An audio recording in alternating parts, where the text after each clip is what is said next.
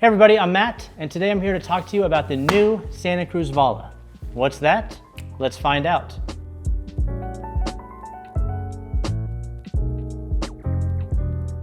To help me explain, my old friend from Santa Cruz, Mr. Garen Becker. How are you, pal? I'm good, man. I thought we weren't doing the how are you, pal? So welcome back. Garen, I'm happy you're here. We've done a lot of these over the years, but tell the good folks at home, what do you do over there at Santa Cruz? Oh, me? I work on the product and brand team. I'm a chief explanation officer, apology coordinator, jack of all trades, marketing guy, yeah. Well, let's hope we just get to do explanations today, and we'll save the apologies for later. Perfect. All right. So the Vala is the new full power e-mountain bike from Santa Cruz. And it's going to replace the Heckler in that category. So this bike is very different from the Hecklers of the past and even Santa Cruz of the past. So let's start there. Like, how did this bike start? Well, we realized this is our sixth e-bike, so we're not new to the e-bike program anymore. This time, we set out with a blank slate to develop the best handling full power e-bike we could make, and that's where the Vala comes in. So the first big point of this bike is you guys decided to go with a Bosch system. So why, and then what does that mean? Yeah, from the get-go, it was like, the goal again, design the best performing full power e-bike on the market. We looked at all the motors out there, we looked at what we're currently offering, what's out there from everyone, and this new Bosch motor, Performance Line CX, is, in our opinion, the best one available on the market. I do remember at the early days of the Heckler e-bike, one of the advantages of the Shimano motor was its smaller package, and the Bosch is bigger. Yeah. So what limitations and what did that force you guys to do? Yeah, actually, fun fact, the Shimano motor's size was one of the decision makers in the early process. We didn't feel like at that point we could deviate from VPP, so we got the smallest packaged motor we could get, and we built the bike around it that we could. So what we learned in the past though, with a big motor, no matter how big the motor is, we can't get the lower link low enough to get the kinematic we're looking for. These are anti-squat numbers in particular. And so we decided if we're gonna change the design anyway, let's go with the biggest, best motor we can. So the size of the motor didn't allow you to put the pivots and the little bits of the suspension in the right spot to get the bike that you want. Precisely. So you guys chose 4-bar. The pivot points and the 4-bar that we know that's used widely across the industry. So once you made that decision, what did that open up and allow you to do and achieve in the kinematics? Yeah, so actually if you look at anti-squat numbers, we're pretty close with Vala to where we are with Nomad 6, current Bronson, current Hightower, all this stuff just came out, modern day VPP bikes. We're in the anti-squat range that we're looking for. We've got a pretty similar leverage feel.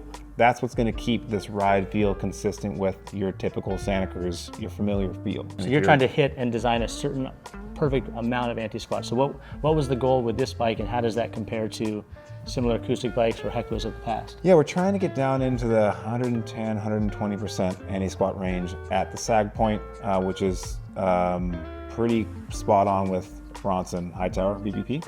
Heckler SL is pretty close to that number because of its smaller motor. That Fazua motor is pretty small, we can get the lower link pretty far down there. With a lower link driven VPP, with a big motor like this, we're looking at 160, 150% anti-squat at the sag point, and that's when you get into this zone of feedback through the pedals and a lot of harshness. Interesting that your VPP acoustic bikes and the 4-bar with the motor, just sort of two different ways to get to that same point, which I think proves why you did it, that it's all about the end goal. Yep.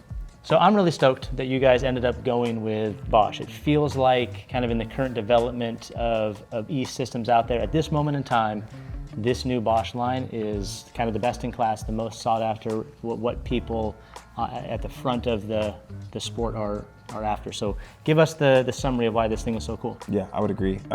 It's similar to other motors in the sense that it has 85 Newton meters. Where it differs is its tech. Its power delivery is on another level. From a durability standpoint and from a ride characteristic standpoint, it's a better solution than we've seen so far. It's a motor that is not belt driven, it's gear driven. It's pretty light for its class, about 6.1, 6.2 pounds. It delivers the power though in a way that we haven't seen from other e-bikes before. What I mean by that is in this motor, and every motor has a torque sensor that's sensing what you're putting in. And this one is made by NVIDIA or something. It's on steroids. It has it's so intuitive in the power that it puts down that you have better traction for climbing and having fun on your e-bike. It's another experience in e-bike altogether. Yeah, as far as the motor goes, the thing that I felt again was that intuitive response to your input.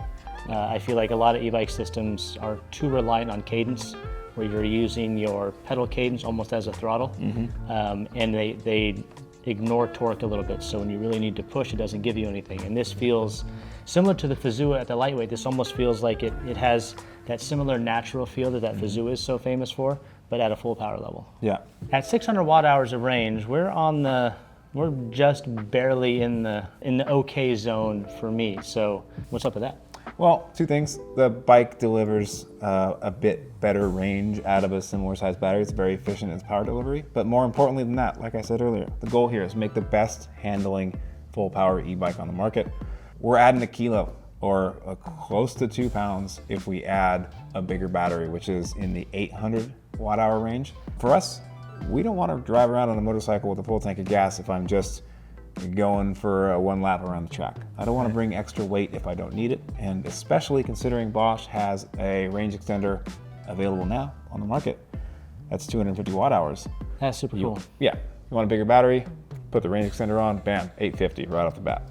So let's get into the rest of the bike. Let's talk about, give us the overview on travel and geometry and what the bike is. Sure, it's 160 fork, 150 rear, MX wheels only, made for a pretty aggressive rider. All right, MX only, that's a big change. Why no 29?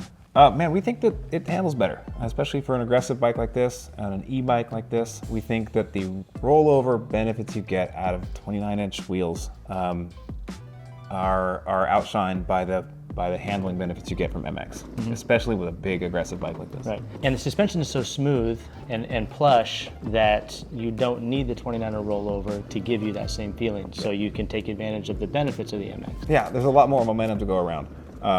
And for a bike like this, like I said, an aggressive bike meant for riding steep, gnarly terrain, we don't want the back tire buzzing our butts, and we don't think we need that extra rollover. We want that cornering capability.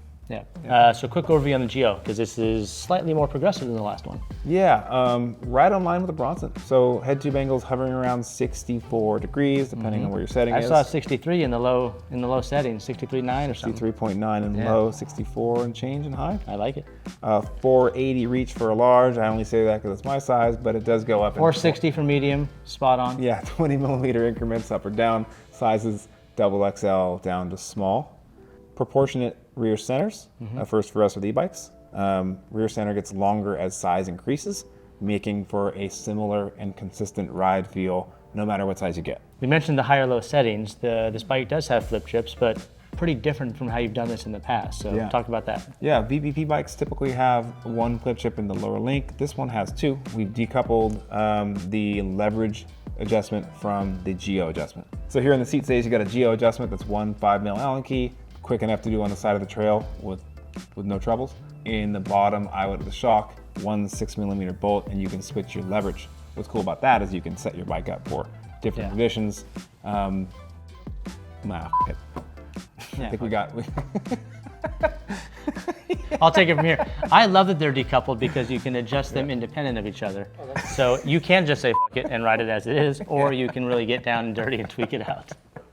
So we rode this bike today. I just got to ride it for the first time. You've been riding it for a while.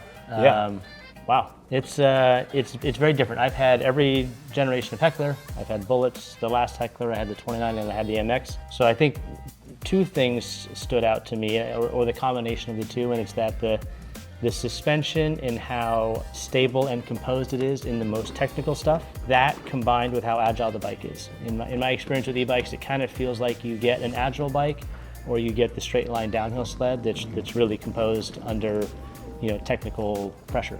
But this felt like I had kind of the best of both. Like when it was chunky, straight line, nasty stuff, really stable and confident, but then it didn't have that heavy, stuck sled feel.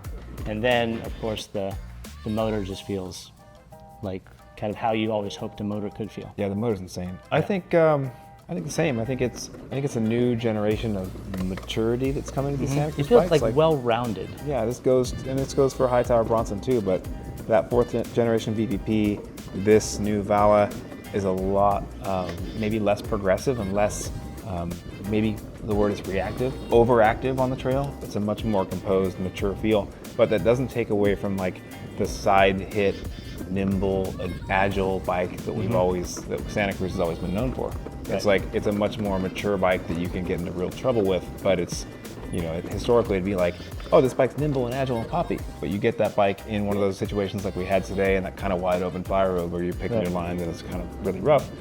That bike can become a real handful quickly, and you need to slow the hell down immediately. This one kind of does both. Yeah, it was a really neat combination of sort of two different feelings that I've been chasing in bikes, and they both seem combined in the best way that I felt on any bike in a long time. Well, thank you for braving the Marin County cheese grater chunder of late summer. I just love it, dude.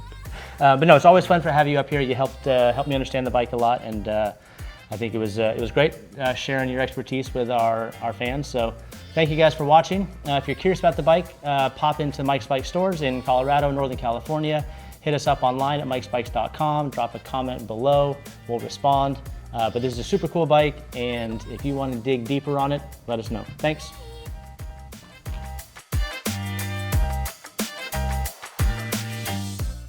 Should we talk about walk mode? Walk mode, hill hold, anything? I don't walk. Doesn't matter? Yeah, I don't walk. Well, you walked today. That was to test out the walk mode that you told me to.